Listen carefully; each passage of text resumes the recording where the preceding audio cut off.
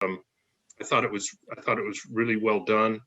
I thought Lincoln and Amanda's introduction was really good, and I appreciated the different things that the commissioners, Miles and Krista, had to say. So thank you for doing that. I guess the one thing that would have been nice is since the public wasn't able to be on the Zoom, it would have been nice to know who was participating in the public. I don't know who was there, who wasn't there. I don't know if there were 5 or 50 people attending. So that would have been nice. But anyway, it was well done. Thank you.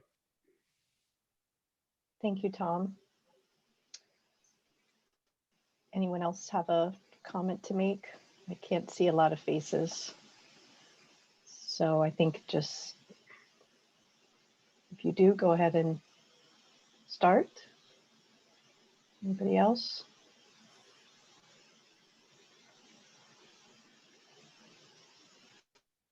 Okay. Thank you. Just a quick question for Tanya. Is there a way for is there a setting that would allow the public to see everybody? Other meetings we've been in, there must be a way to change that for future so that the participants could see. Yeah, sorry, I'm trying to manage who's coming in and out. So oh, I'm sorry. Okay, yeah, I won't throw. We can talk about that later. I'm sure there is. Yeah. I just for everyone that knows, since you asked the question, for this time around, I stuck with the suggestions or the default settings that Zoom has for the webinar, since it's our first time. And so I'm looking forward to the feedback once I send out the follow-up email to everyone that attended to see what they thought. We had some comments already come in, so there are things to research for sure. And I think the communications committee, that's pretty much what we'll be talking about next month. Yeah, so all feedback is welcome, that is for sure. Can always improve. Thank you. So we had a few more people join. Is there anyone else? No, some of our people have dropped off, our commissioners, so it's making sure everybody makes it back in. Okay, got it. All right, well, there will be an opportunity at the end of the meeting for additional public comments related to Kaufbelt Farm. But if that is it for now, we can go ahead and move on to approving the minutes. Were there any corrections to the minutes? Judy has a correction. Well, I know there's been a little, everybody's been very sensitive to my role in the land bank, and at the March meeting, I was a member of the staff. So you could add my name back in there. We missed that when we were proofreading. Also, I would note at the end, the next meeting is scheduled for March 19th, 2021. It should, of course, be April 16th, 2021. It's on page 404 at the end. Okay. Any other corrections? On page 2, we indicated that the Ag Summit ran through 4/16. Is that the correct date? I didn't think it ran that long, but I could be wrong. I think it's still running. It was pretty long. Okay. I'll double check, Doug. In fact, I think it goes beyond 4/16. Thank you. Then just before the date, just a little technical thing. It says it runs throughs 4/16/21 rather than run through. Nothing more. Okay. All right. Well, if there are no other corrections, then the minutes are approved. And we can move on to Chair and Commissioners report. And I just like to start by saying to report by saying two things. One, I've been attending the traditional foodways series on the Ag Summit. It's been very, very interesting and enlightening. And I think also Kayla might have been on that, Kayla or Amanda. Someone else from staff has been on the meeting, and I would like at some point to talk about what we can bring back from that and how we can additionally incorporate honoring Indigenous history of the lands. We're just such a small little snippet of time, and we look at preserving the history of farming, for example, of Caulfield Farm, that it's actually been thousands of years that people have been there. So there's a lot to learn and be sensitive to.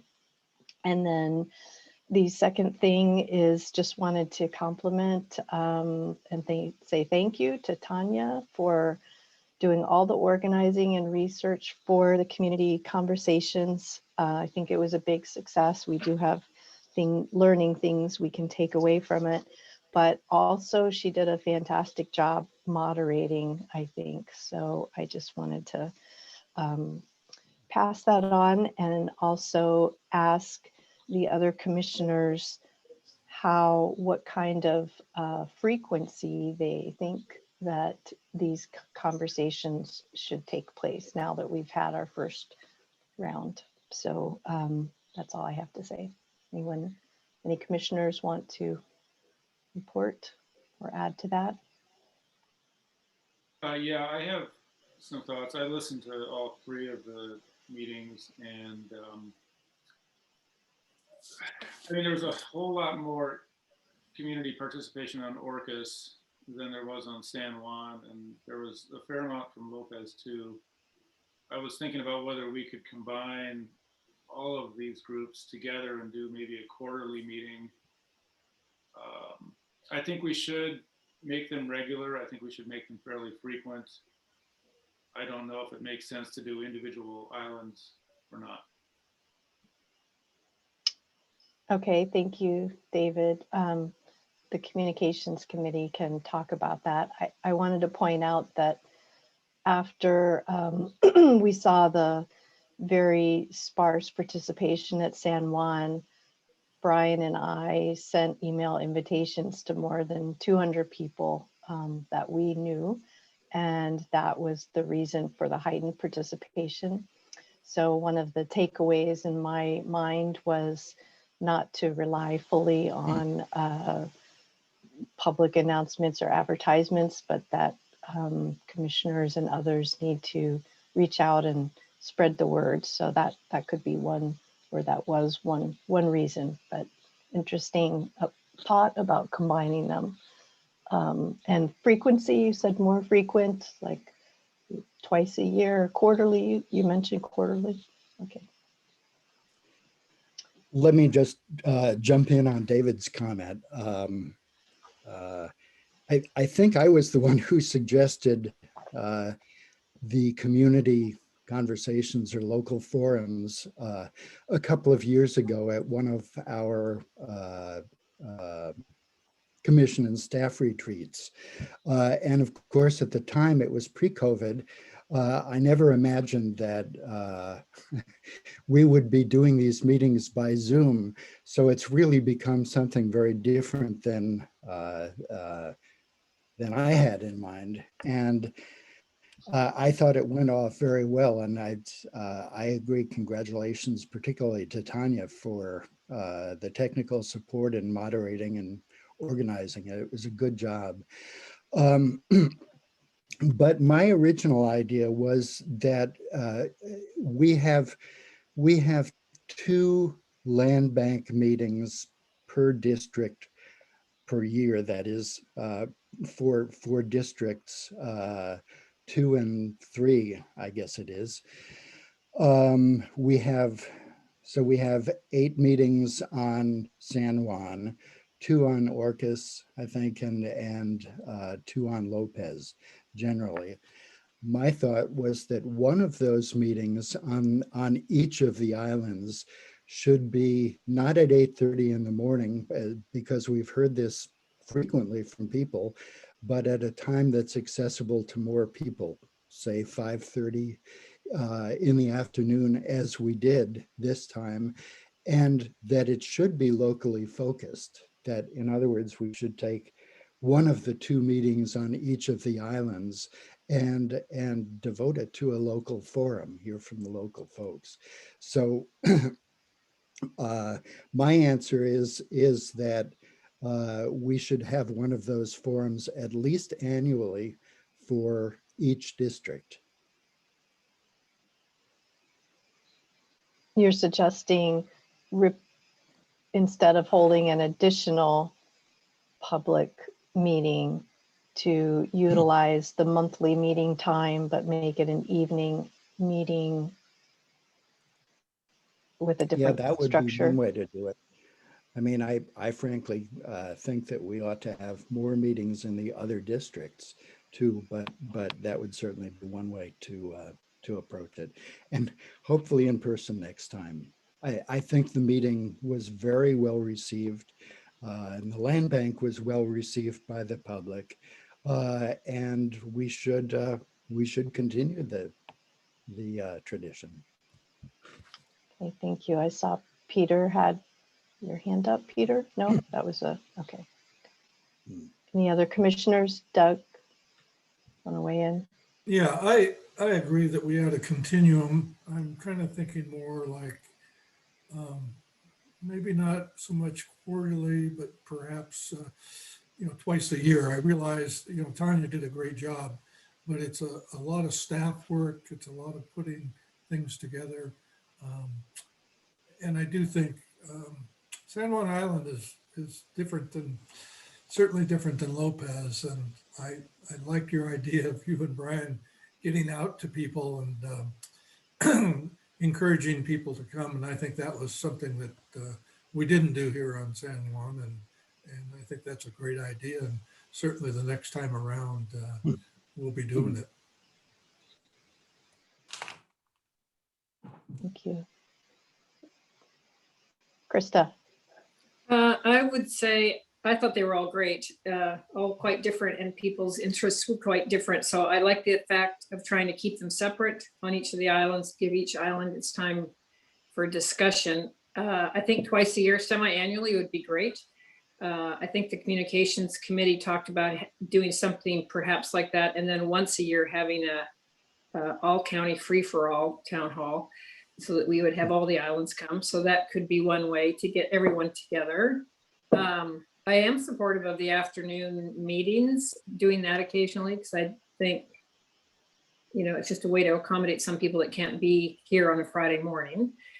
And otherwise, I thought the way it ran, we learned a lot through the whole webinar structure and whatnot, but I thought it was really good, and Tanya did a great job. And it was just interesting. I listened to most of Orcas, all of Lopez, obviously, and then I was only able to catch the educational part of San Juan, but I saw the attendance. So anyway, I thought for a first kick at the can, it was good. They were all good.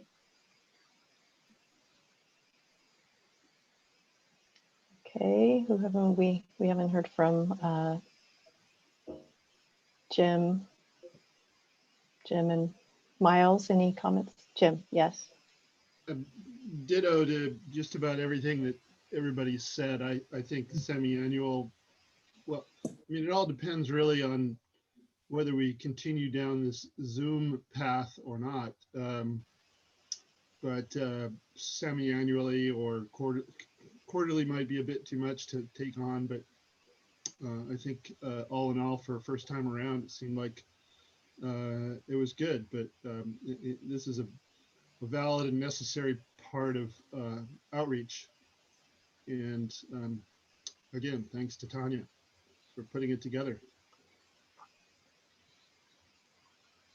Yeah, I'll jump into and say that I think it was valuable as a commissioner to hear what people were thinking about or their particular issues or questions. And there were, at least on Lopez, there was specific themes or, areas of interest that are current, and those will change over time. So I think being able to, it's a good forum to be able to hear what people are thinking about in the community at a particular time. So doing it at least twice a year makes sense to me. And I like the idea of keeping it island specific so that those questions or issues that are specific to that island, people feel like they'll have more time spent hearing what they're talking about. Brian?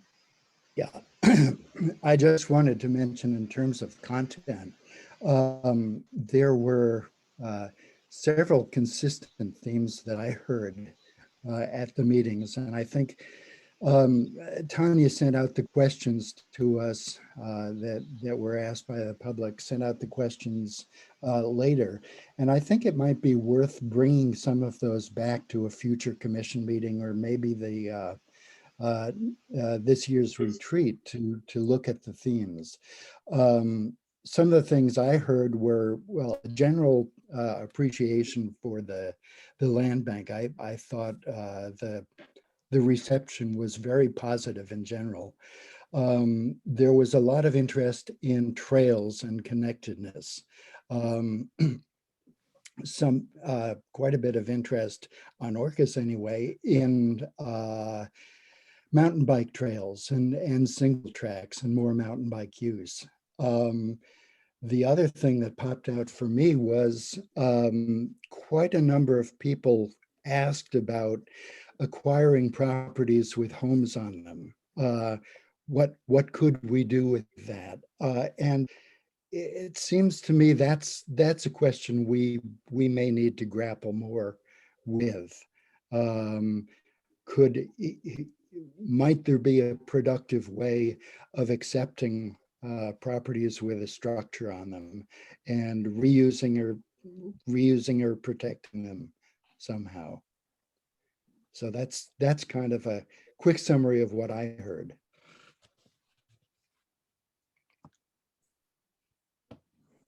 Okay, thank you.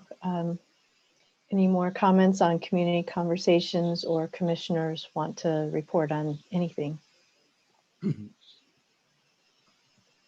Like any other? No. Okay. I guess, Sandy, I'll make Yes. one comment. It's just, Yeah. just sort of an odd thing, but I was at Zylstra last week, and I met a guy fishing on the dam there, and it was the same guy I had met and mentioned to you all in a meeting previously, who was there earlier trying to fish and couldn't get to the dam. So he was down there fishing. He was real happy about it. I don't know his name, but he's a local kid who I've seen around a lot. Good. Apparently there's catch and release bass fishing there. Great, thank you. Okay, if that's it for Chair and Commissioners reports, we can move on to a council update from Christine. Christine Minnie. Council. Here I come. Good morning. Morning. It has been the most beautiful week. I hope you all have been outside in the sunshine, because I certainly have, as much as possible. Let's see. I did want to say that I do know that the Ag Summit has its final speaker tomorrow. So I believe the end date is the 17th. I also definitely wish I had attended the traditional foodways. And I don't know, hopefully maybe there's a way to access that into the future. Although I'm not sure how that would work out, but I'm really glad that you went to that, Sandy. I wish I had. I think I'll just tell you sort of really briefly about two really exciting projects that have found their way into my world and council's world. And the first is that we, as county, have started working with the town on developing a plan to move forward with an affordable housing project on the Argyle lot. That is very exciting. It has the capability of, potentially up to 24 rental units is the hope. And it is still in the very early working. So there isn't necessarily a lot to report, just that it's on the table. And another project, even more in the early workings than that, is that the county has applied for some earmarked funds through Rick Larson's office that will be the basis for creating a multimodal trail from the town near the hospital all the way out to Zylstra Lake. And as I read it, I even believe it's going to be a paved trail, which I think is pretty interesting. And it's roughly 3 miles in length. And I think that that road really will benefit so greatly from having, a pedestrian side trail. I'm really, really excited about that. I do believe it is somewhat dependent on the county receiving those funds from Rick Larson's office, but I think we have every reason to be hopeful. Anyway, that's it for me today. Great, thank you. Thank you.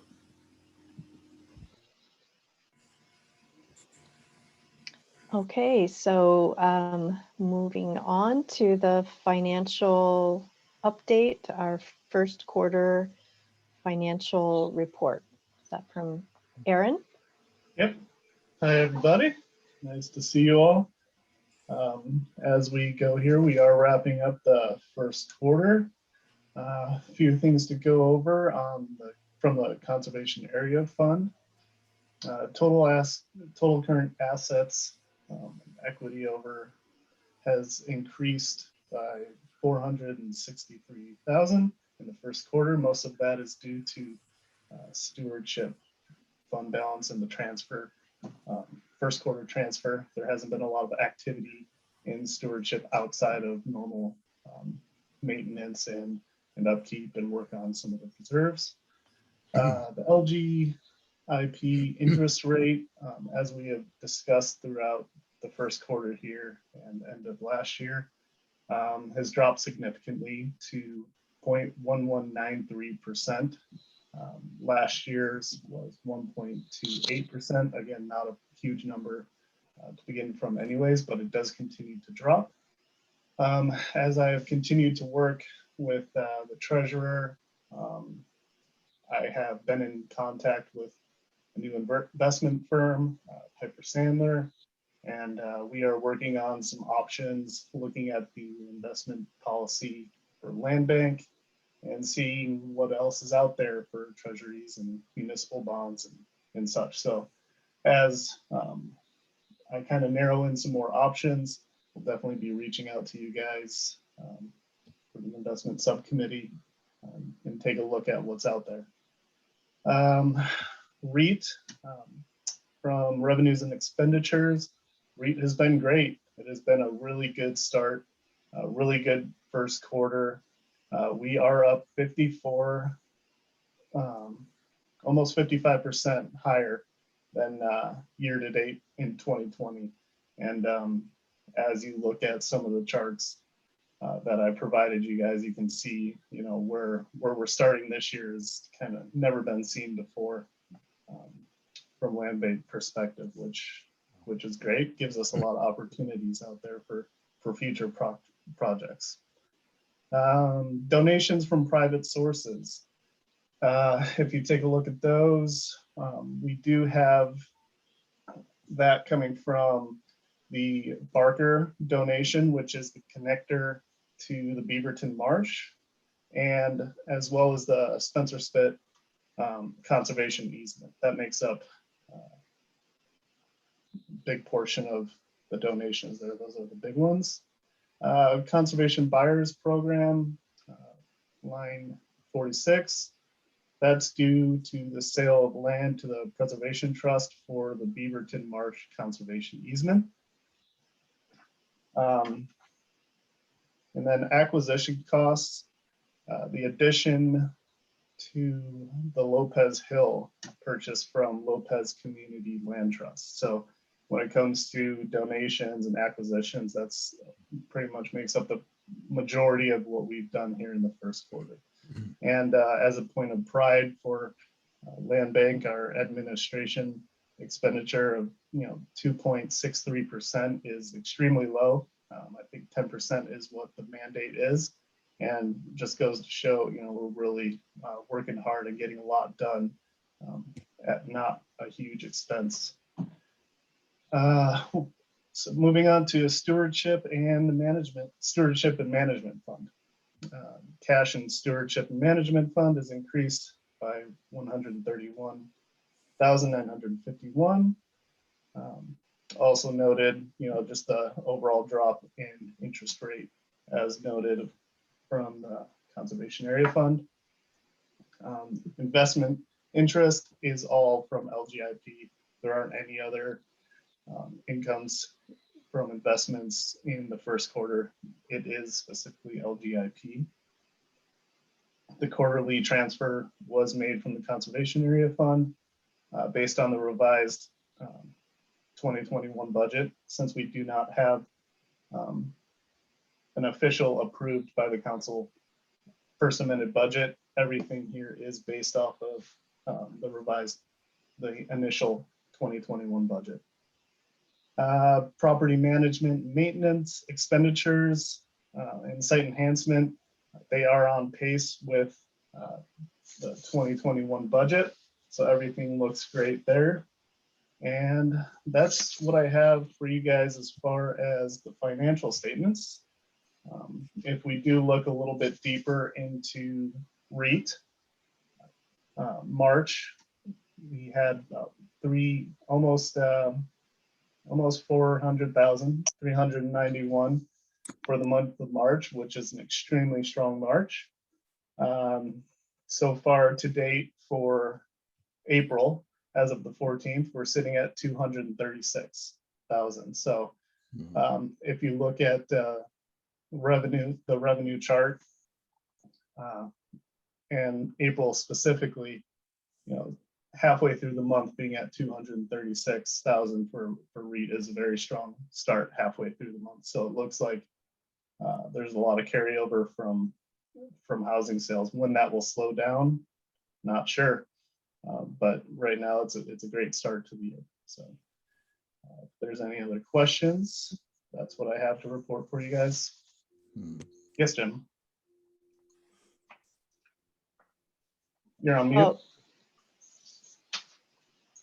Probably want to direct this question to Sandy about the real estate market. I mean, it seems like it continues to be strong, and I thought the inventory was pretty well dried up. Can you tell us what's going on? Yes, I can tell you that it's prices have gone absolutely through the roof. The prices are increased and higher end properties are selling. But in terms of inventory, just to give you a perspective, for many years up until the last couple years, say there's been at any given time about 100 properties or homes for sale on Orcas, 100 homes, 100 land. And right now there's 15 available.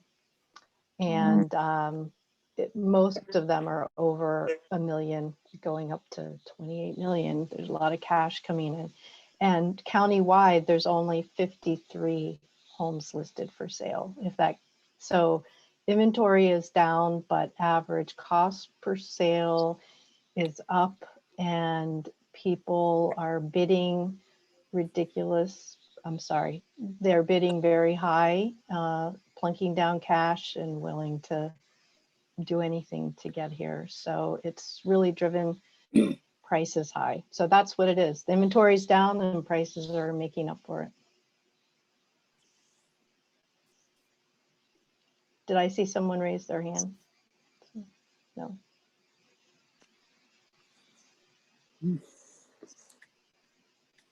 Okay.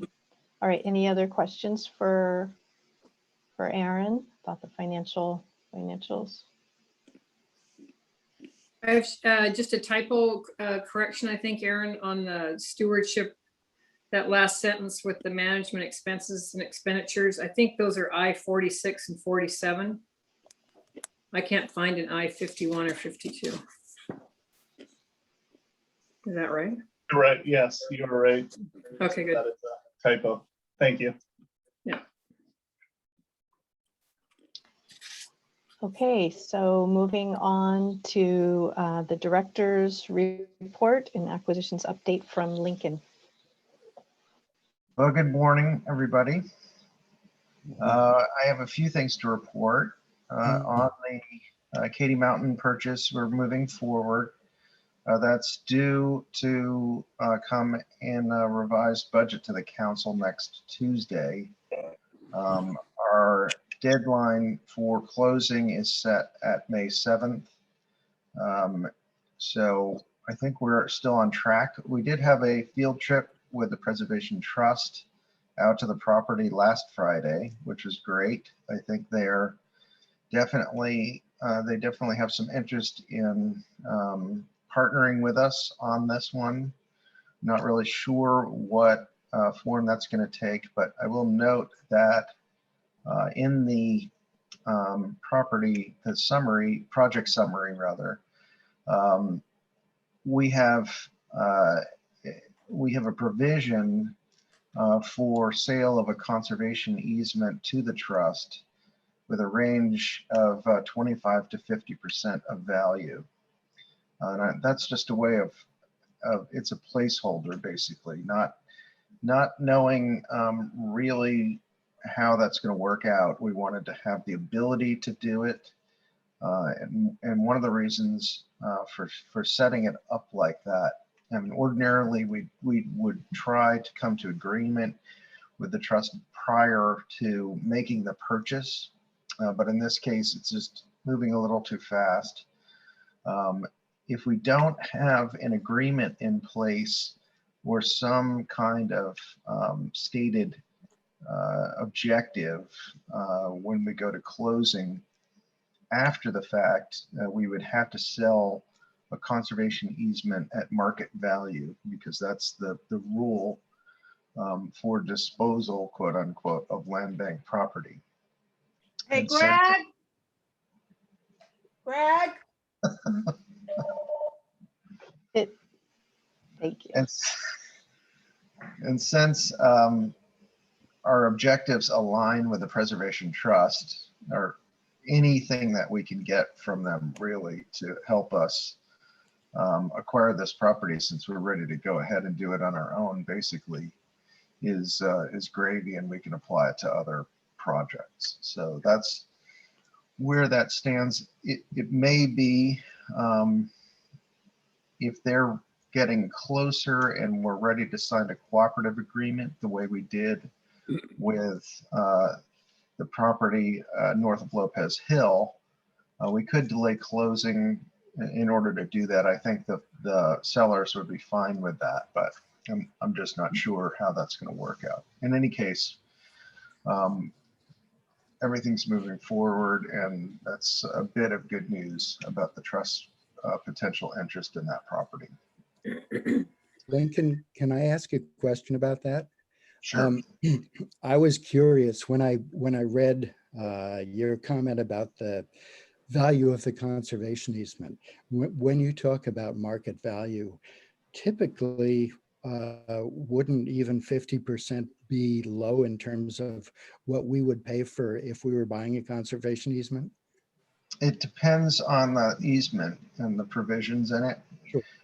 If it's a forever wild conservation easement, typically the rule of thumb for what that's worth is maybe 70%, 75% of the total fee value of the property.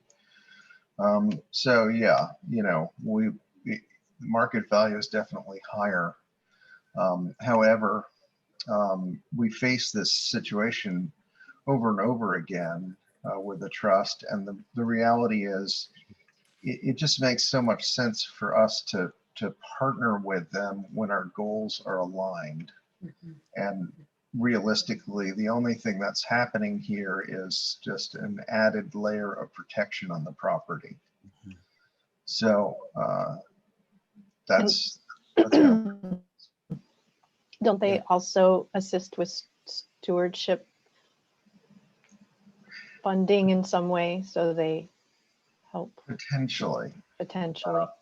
Usually that comes out of doing a community campaign for a project like they did at Beaverton Marsh, at Mount Grant, and certainly at Turtleback.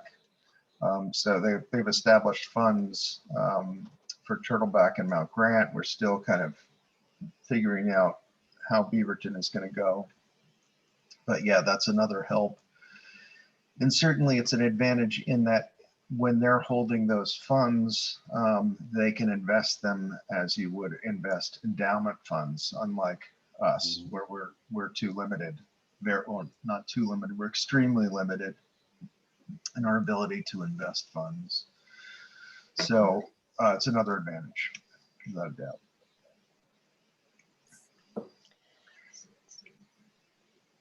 You look like you wanted to say something else, Sandy. I have a question, but I wanted to see if anyone else raised their hand first.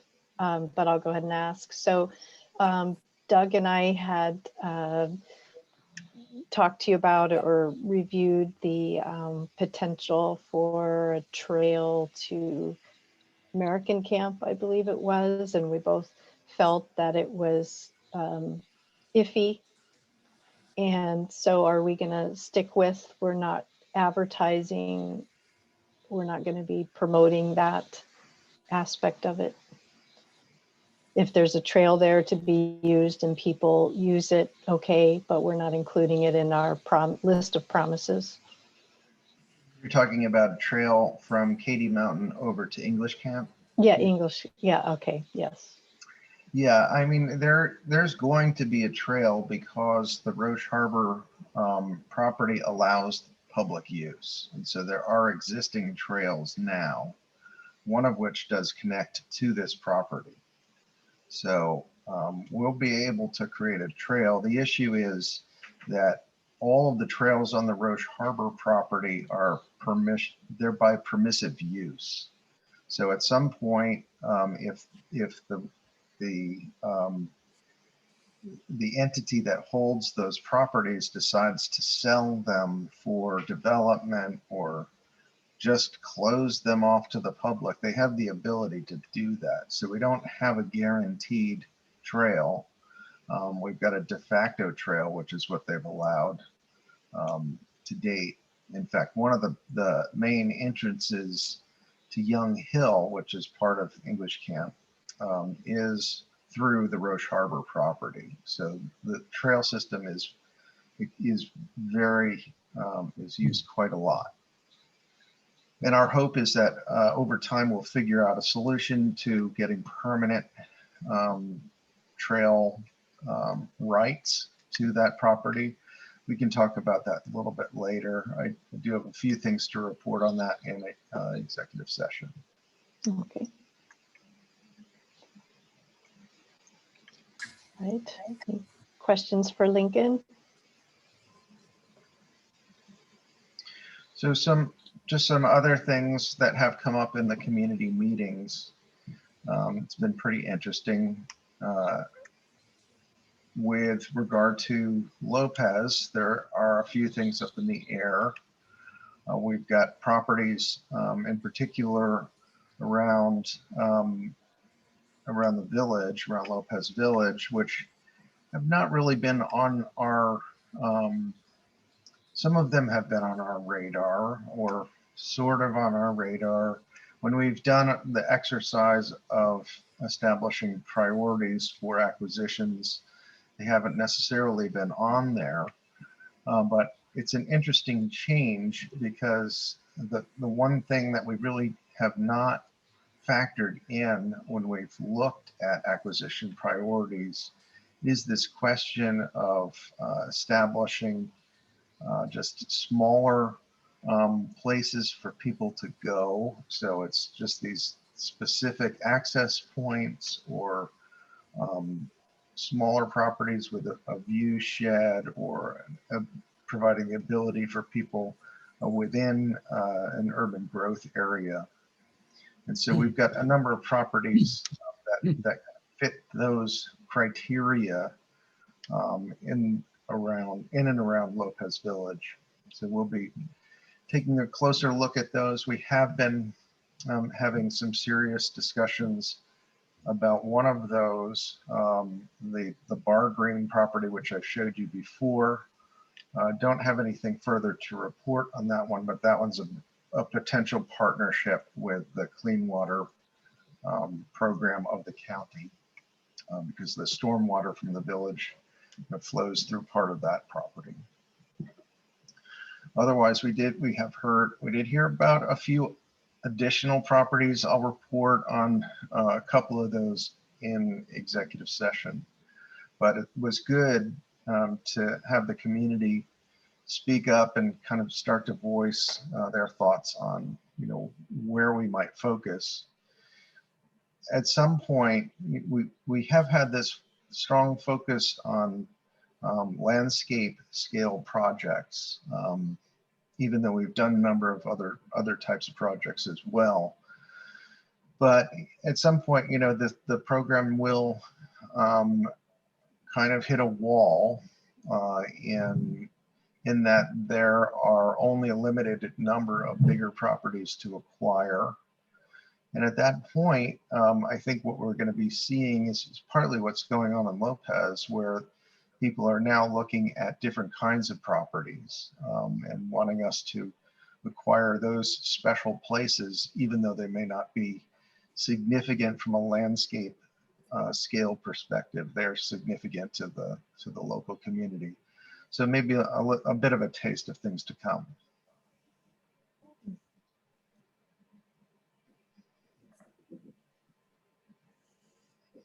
Should we also mention about Mount Baker Farm, on a few that we've sort of had our eye on Orcas? One just went under contract, Mount Baker Farm.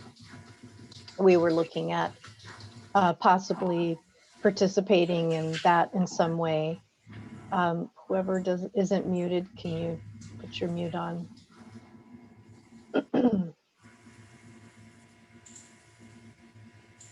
Yeah, so that one was one that's just outside of the village of East Sound. And our hope was to keep that field open. We know there was some effort, a kind of nascent community effort to try and add that to Buck Park, but it looks like the private buyers got that under contract. As far as I understand it, you probably know a bit more than I do, Sandy. Private buyer has it under contract, and I spoke with the realtor to ask what type of buyer, what their intent is with the property. And he told me it was a local family that he recommended to them that they live there for a year before they decide what to do with the property, and that he believes that they'll, quote unquote, do the right thing. I'm not sure what that means, but I had mentioned to him about a conservation easement. So, which would make a lot of sense for that property since it's quite large, and that open field is not the best spot if you were to site a house, having it close to the road like that. So there may be some good synergy.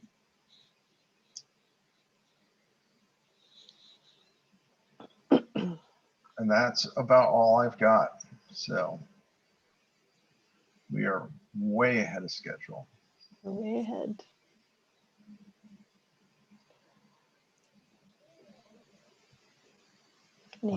Any questions for Lincoln? Yes, Brian, Not a question, but or comment? since we have some time, that the question of smaller local acquisitions came up frequently, I would say, during the Orcas conversation.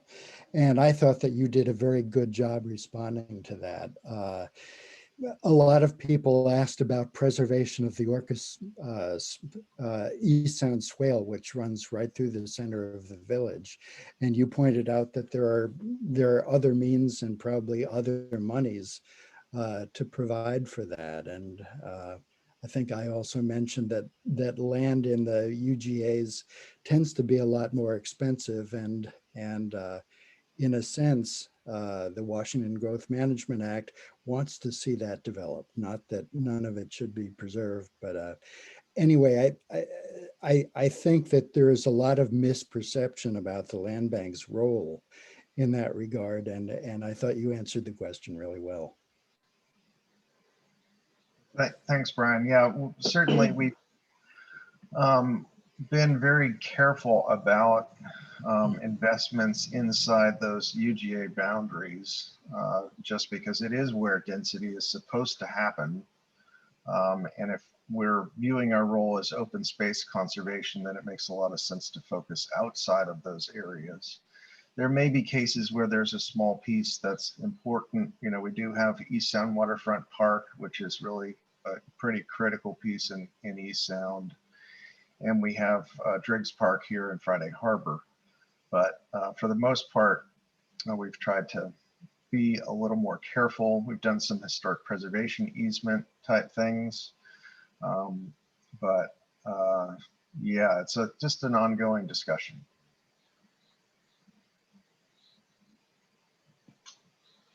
So I liked Brian's idea earlier, once we have a chance to review all the questions and comments from the community conversations and kind of synthesize them into themes. You had mentioned, Brian, about possibly bringing them up at the, review them for the retreat. But I was thinking that as we have time in our monthly meetings, like say now we're ahead of schedule, we could, if we had that list, we could bring up a topic that was brought up and potentially have a little discussion about it. I have to find out if that's appropriate, if it's not listed as a topic item on the agenda, but it was just an idea we need to take all of that input and do something with it constructive. I have a question. Yes. I have a time filler, maybe. I am Yeah. kind of curious, since we have the time, I would be curious. Well, two things. I would say we've all thanked Tanya a lot for her work, but I have to extend appreciation to Lincoln and the stewards for their reports, because I thought they were really, I learned something every time someone made a presentation. So I thought the work was really thoughtful and well done for each of the islands, and Lincoln's was a good overview of where we're at and where we're going. So I'm just grateful for that. I think it's nice to have that. And they got better. Lincoln's got better and more relaxed as he went on. We should just keep doing those. But so along those lines, I'd be curious to get feedback from the stewards and from Lincoln on how they felt that they went, or what they learned from those gatherings, and suggestions that they would make that would make those fruitful for them too. So I'm just curious, since we have the time, I'll throw that out there as a question. Yes, I guess I'll chime in. I found it very strange to look into my computer and not see anybody. So my main thing would be to try at some point to be able to stand in front of an audience and do kind of a hybrid presentation online. That would make me happier. But I enjoyed talking to people, and I thought it was a pretty good venue and appreciated the questions. And yeah, I look forward to doing it again. Jim? I wonder what the rationale is with regards to webinar suggestions and the notion of not being able to see participants. I think our community is different. I like to think it's different, and I think that it would be really good if we could see everybody. Agree, and I think that was brought up by several.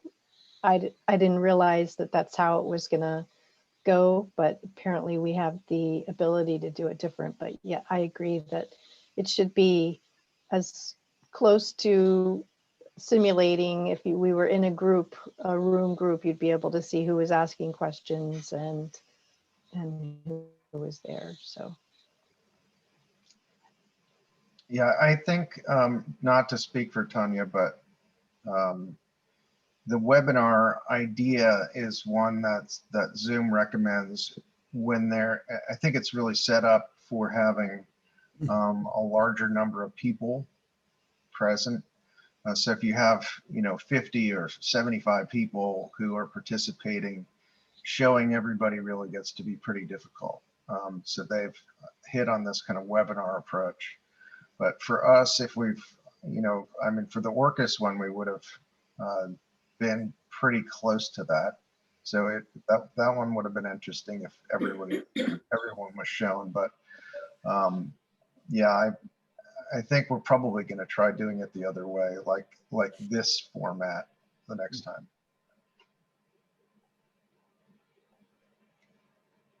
Jim.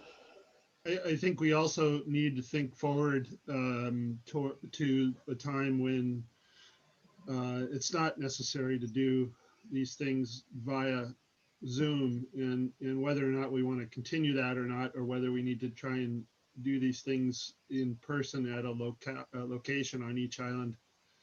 But the Zoom thing is great, and it's been great during COVID, but is it going to be the norm going forward? I just throw that out for discussion, because things will change. They haven't really necessarily changed yet, but we're all getting vaccinated on some schedule, and yet that doesn't solve the problem. So certainly through the rest of this year, I would imagine we're probably going to continue with Zoom, but I want to think beyond that. Doug. Hand raised, yes. Yeah. So a couple quick thoughts. One was I felt like we bit off a lot with our presentations, and I certainly felt like it was just this kind of super high level overview, and it wasn't really drilling down to specifics very much. And sort of the directions that we had going into that was to make the presentations sort of geared towards people who have either no experience with a land bank or very little. But I think when you look at who participated, we didn't have very many people in that category. And so either I think we gear the presentations more towards people who are going to have a little bit more familiarity, or we figure out some different ways of reaching out to the people that we'd be wanting to get that don't have that familiarity, which is that's always a really difficult task. So otherwise, I think it's a really good thing to do. And moving down the road, I don't think we necessarily need to think about just moving to just in person, but that this hybrid approach certainly opens the door for a lot of more participation, and that would be great. But I agree with Peter and Amanda, and I had some commenting back and forth about this, that we start to feel like you're a little bit like going insane talking to yourself when you're looking into a device and rambling on. So with that, I'm going to stop rambling on. All right, Judy, you have comment, question? Yeah, I just wanted to say, I only attended the San Juan Island one, Residency District 1, but I'm really a proponent of all county meetings.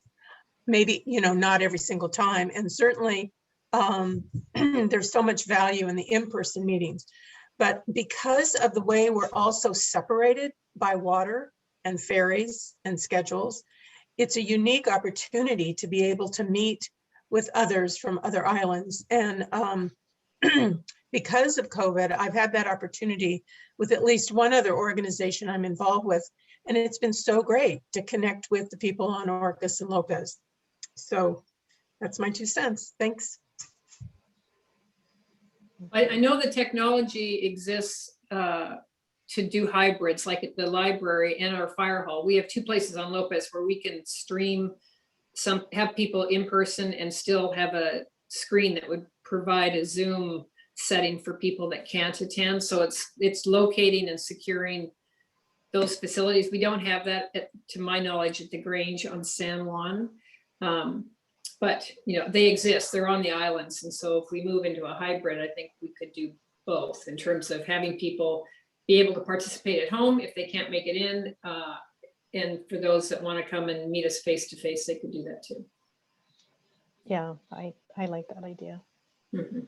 So going back to Doug's comment about the high level overview versus the drilling down, one thing I thought of is if we have these meetings regularly, let's say they're twice a year, we don't necessarily want to repeat the same introductory information, the high level overview. So what I was thinking is, since the meetings were recorded, if we have them posted, I'd like to see the recordings on the community conversations page on the website. And when the next meeting is announced, we can say, we recommend, if you didn't see the first meeting, or if you want a more of an introductory level, please watch this this first community conversation with presentation from staff to help get people up to speed instead of repeating it. Yeah, those could be edited down to just doing the staff presentations and be a link to an introduction to the land bank, and have Lincoln's standalone and then each of the stewards. And you could eventually eliminate the Q&As because you just want that introduction information to be always available. So that would be a great idea. We did have new people on Lopez. I have to say there were new people in that audience that were interested in what the land bank, how it operates. So having that information available would be really handy. Yeah, I would say there are a number of opportunities for us going forward that rather than just doing the overview, we can talk about more specific things and identify particular subjects as we're leading up to those meetings. Like I did a brief overview of acquisition priorities in these meetings. We could easily expand that so that people have a better understanding of exactly what we're looking at when we're trying to make decisions. But framing a meeting around that, or some particular element of land management, like how we're trying to deal with fire risk or things like that, I think would be appropriate subjects. A land bank YouTube channel? Yes. There is a land bank YouTube channel. There is. That's where these all originate, and then the links are put to the county site. Okay. You'll see that when you click on the link, I think. Okay, got it. So we're still ahead of schedule. What I don't want to do is we want to stick with the time frame on the additional public comment for Caulfield Farm. So if I'd like to go back to this hybrid model and see if we can get buy-in. I've made the suggestion to our county counselor. I agree with Judy. I think that learning Zoom and these other technologies, I've been able to participate in all sorts of things I'm interested in that I would never have an opportunity to. All sorts of webinars, things that happen on the mainland. And so I think if we can take the best of what we've learned and combine it and say that, in one way this has made it much more accessible for many people. And then, but have people be able to go to a library if they don't have the connection, and maybe the commissioners are there, you know, at the library. So we're there in person, but think about the investment of staff time of coming over to, you know, traveling to different islands. If staff can be where they are and save that travel time, I think that's a wiser use of time, and maybe just have the local, I don't know, it's worth figuring out how we can best be inclusive, but still have a personal touch.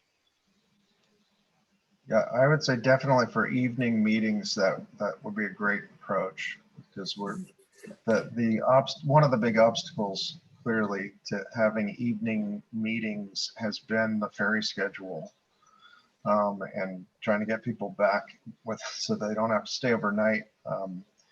So if we can do that, where we have an in-person meeting on islands with off-island people participating via Zoom, that'd be great.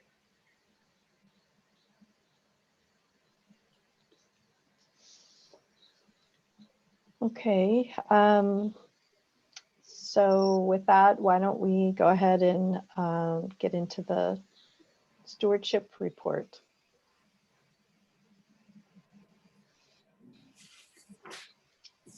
Who wants to? Okay, Sandy, I have Does a anyone? suggestion. Yes.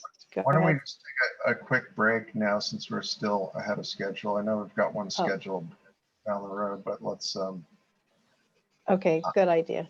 I'd be happy with that. Okay. All right. So we'll come back at 9:40.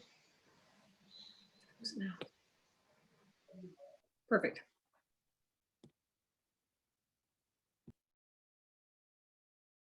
Stewardship report. Do we have any?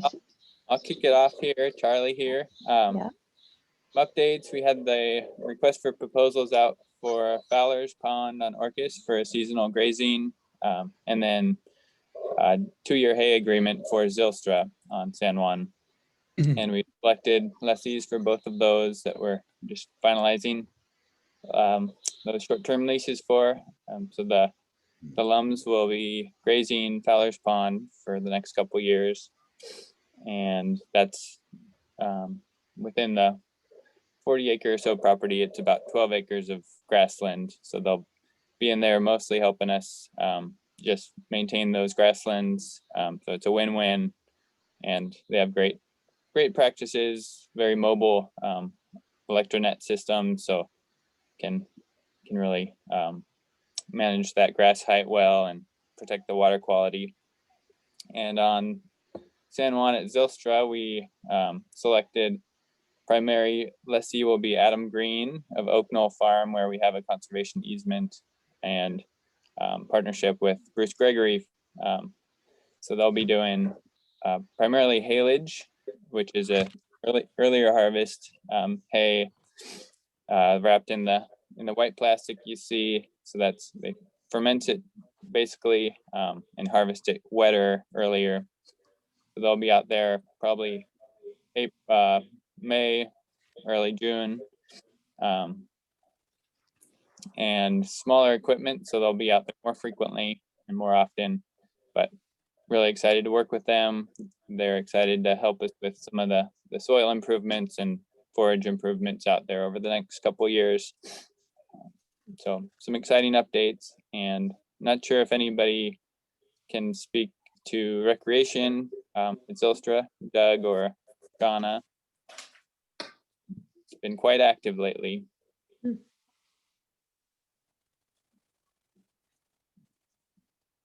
Well, I can. Thank you, Charlie. Go ahead. From a distant view, I've been in the office too much for these sunny days, but as you've heard, Zylstra's been very active. We've opened up the full loop trail there, as well as fishing from the dam, and dogs are allowed again on leash.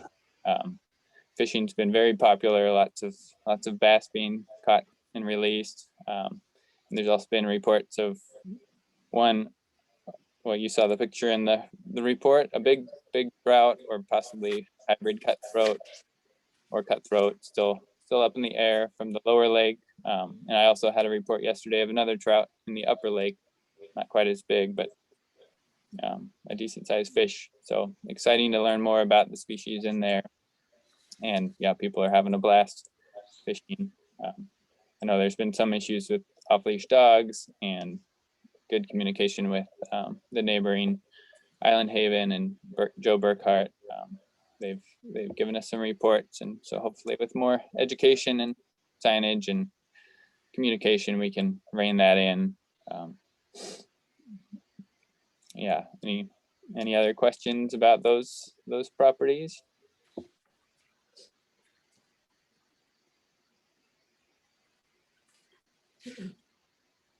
No questions. Okay. Anybody else want to take it away? Any other stewards from the other islands? Peter? I'll just highlight a couple things. So at long last, the Caulfield cost share heavy use area projects are finished. So just wrapping up in the invoicing on that. So happy to have that done. I finally also installed that flow monitoring gauge on Cascade Creek. And next week I'm making it live with help from the vendor. So pretty soon we'll be able to have regular data uploads on the flow levels in Cascade Creek, which will help in the overall strategy to try to make sure this stream never runs dry. So that's exciting to have that thing partially launched.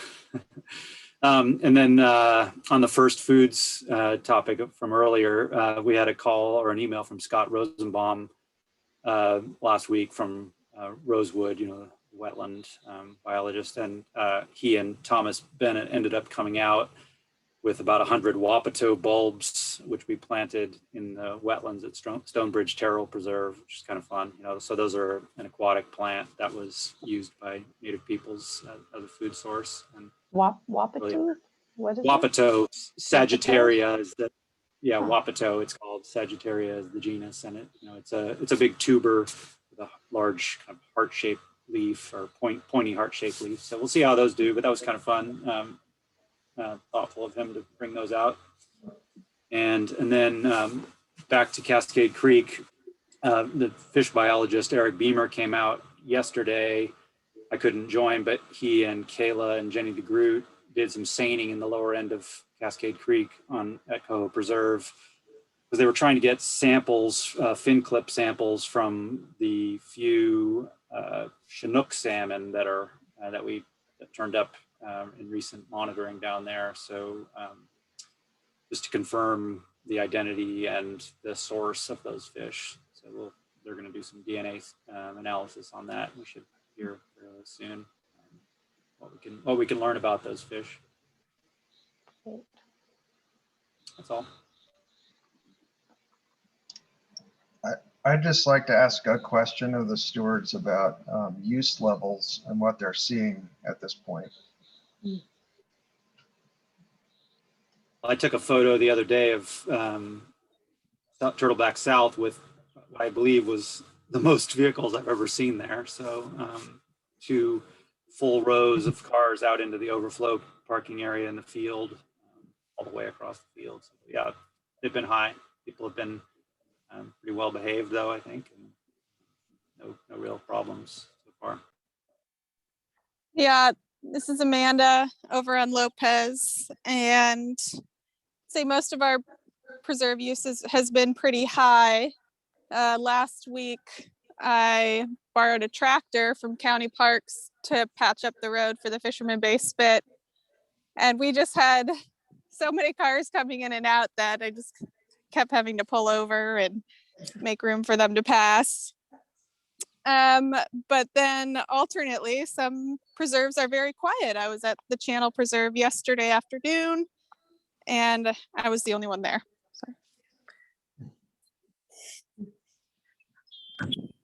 This is Doug. Yeah, I would say things have been steady, but not quite the same burst level that we experienced like this time last year. But definitely spring break. I mean, just you can see how busy the ferries have been and how busy, the brief moments I spend in town. There's a lot of people out, and through acquaintances in sort of the hospitality industries, it sounds like, things are booked for the summer for all of the Airbnb type things, and the kayak tours and whale watch tours and all of that. Everybody's kind of anticipating it being a pretty crazy summer up here. So just seems like that trend will continue.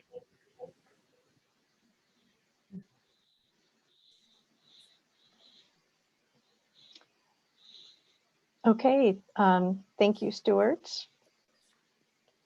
Tanya, do you want to? Oh, I'm sorry, we've got a hand up. Peter, so did you? No.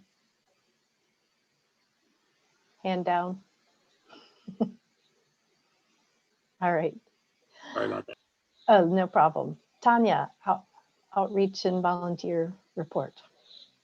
I can't even remember what I put in the old report. So obviously the community conversations, that's a big part of what happened in the last month. And there's a lot happening kind of on the side with my engagement with the San Juan Island Trails Committee and the Stewardship Network, and we're kind of gearing up for Great Islands cleanup. Mainly registration. Hopefully people can register through the Plastic Free Salish Sea website. They have, and then they'll contact for each island. You'll have a contact beaches or roads and a registration form to kind of try to streamline everything. So for better data, I think for future, maybe grant requests, things of that nature. So I would encourage anyone, and I can post that, I think in a chat on this one, but plasticfreesalishsea.org is the website. Refocus now back towards annual report and working on those, as well as a couple articles that'll be coming out in Sound Publications, which is the journal, their Springtide, I think they call it a Springtide edition, and also some information for some of the realtors. So kind of moving. I don't get to go outside. I'm going to complain about that. I'm sitting here looking outside. A lot of writing in my future is what I'll say. And I will apologize now that your stewardship report was nothing like it normally is. Thank you to all the stewards for getting information in for me. I pretty much copy and pasted what I could because Aaron always judges it up a little more for you. And that was just a little more intimidating than I wanted to take on. So you get the basic this month. It was fun. Hey, Tanya, I have a question about, this came up at the Lopez meeting where if people who are out on trails or enjoying any part of the land bank preserves, if they wanted to post photos or send something, is there a place for that to show up that other people could see? Well, all of our contact information is on the website, so they could send a picture to me, or we have our Facebook page. People can tag. Usually the way it works is if they take a picture, they could tag us in their social networking, whether it's Instagram or Facebook. Those are the two that I manage, or send them directly. I did see a comment, I might've been in an email during the break about QR codes. So I have a note about that for communications committee. We could talk about that. I don't know if we want to do that. That's more signage and works, but yeah, I would say just tag us or send those to me or call.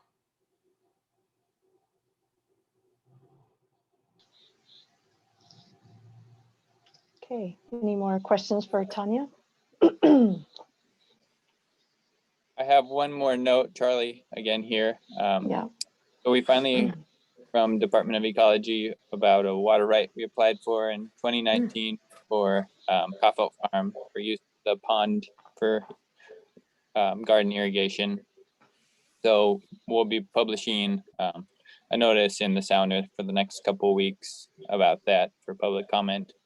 And that's that's required through Department of Ecology. So you may see that little ad in the legal section. So hopefully through and we can put that to use. Great, thank you.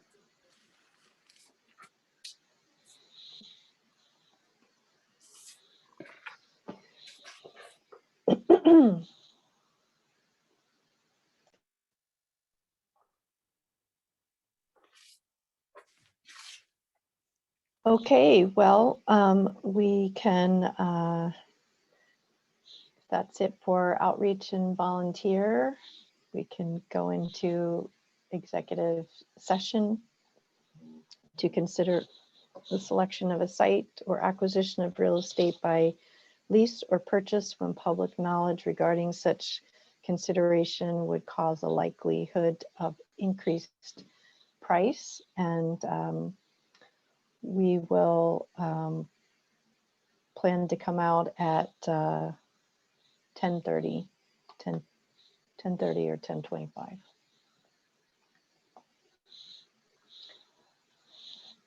And so it looks like what we will do is go into executive session, come out, and then at 10:50, we will begin the Kaufelt Farm report and discussion from Brooke.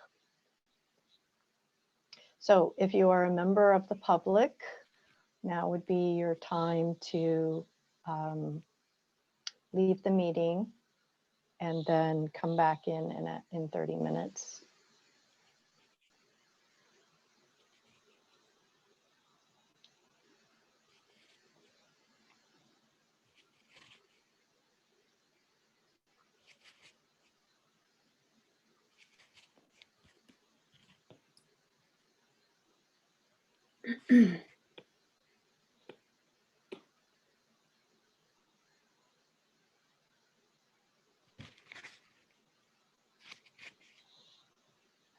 Got a few more to go. Kathy and the Lums.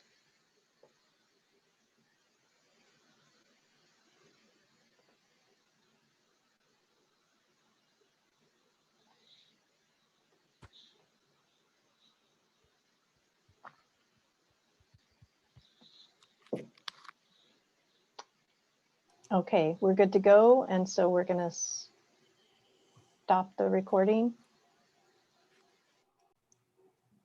There we go. And they should all be coming back in.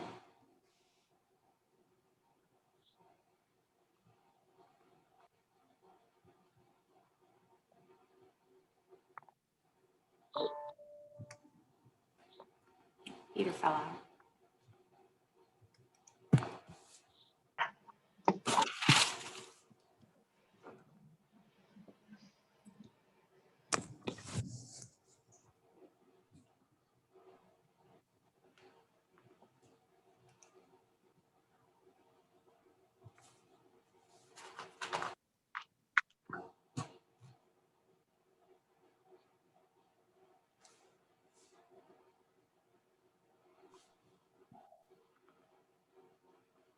We have everybody, Tanya? Yeah, no one else is in the waiting room right now. Oh, and I'll just, one more person. I'll keep an eye on it. So okay, you can go ahead. All right. So we are going to discuss future agenda items. We have items for our future agenda. Well, I think we mentioned the two that you have come up, the Ag Summit, traditional foodways, and then the community conversation questions. I think those are the only two that have come up so far today. I can't think of what's out there still outstanding right now. So at one point earlier in the year, we discussed revisiting climate change as a topic, I think, as it would apply to stewardship or acquisitions.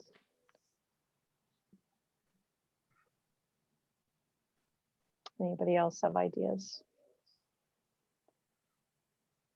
Well, I remember us having a discussion and deciding upon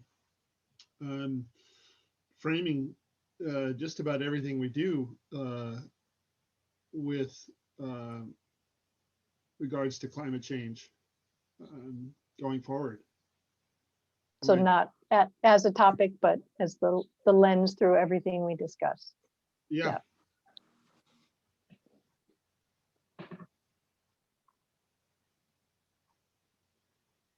Everybody else remember that? Yes.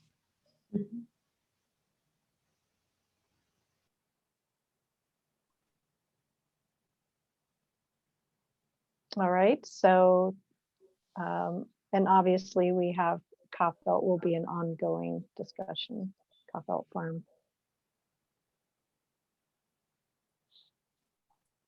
So Tanya, are we going to have a communications committee meeting sometime soon? Well, the goal would be still that first Monday. We never came up with a different date. Let me look at my phone what that date would be for May. And that's fine. I'm just going to say that if we do have that meeting, we should have agenda time on the next commission meeting to talk about it. Okay, I'll add that. So May 3rd is the first Monday. Thank you. David, can you still make the Mondays work for you? Yes.